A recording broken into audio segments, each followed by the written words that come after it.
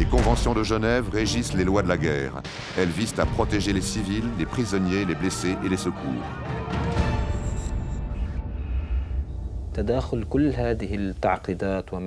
Dans le développement de la crise syrienne, on peut constater que c'est une crise qui cristallise toutes les formes de violence.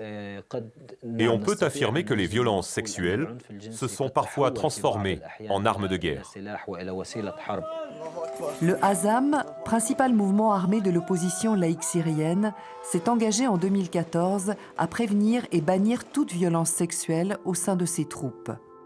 Représentant de l'appel de Genève, Youssef Webe a mené les négociations avec le groupe armé.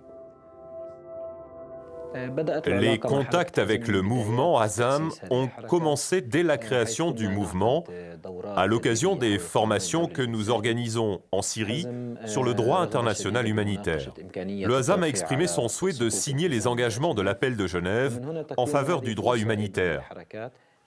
C'est une occasion pour le mouvement de donner une bonne image grâce à leur engagement en faveur du respect des normes humanitaires, notamment par rapport à la violence sexuelle. Il a fallu attendre la 4e convention de Genève d'août 1949 et l'article 27 pour qu'on nomme le crime sexuel, à savoir le viol ou la prostitution forcée, comme étant véritablement quelque chose de défendu. La rencontre avec les hauts responsables du Hazam a eu lieu à Genève. C'est une tradition pour l'appel de Genève que de signer les actes d'engagement dans la salle de l'Alabama à l'Hôtel de Ville. La salle de l'Alabama est une pièce historique qui est devenue symbolique à la suite de la signature de la première convention de Genève sur le droit international humanitaire. C'est un message adressé à toutes les factions de l'armée libre syrienne pour leur dire qu'il est impératif de respecter la dignité de l'homme.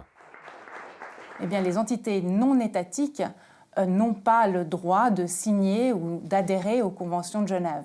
Ils signent des engagements.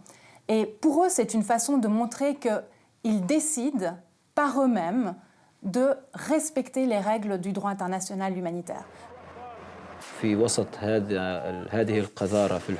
Au milieu de toute cette ignominie de la guerre, où tuer est malheureusement permis, il est important que des personnes travaillent chaque jour à diminuer ces drames.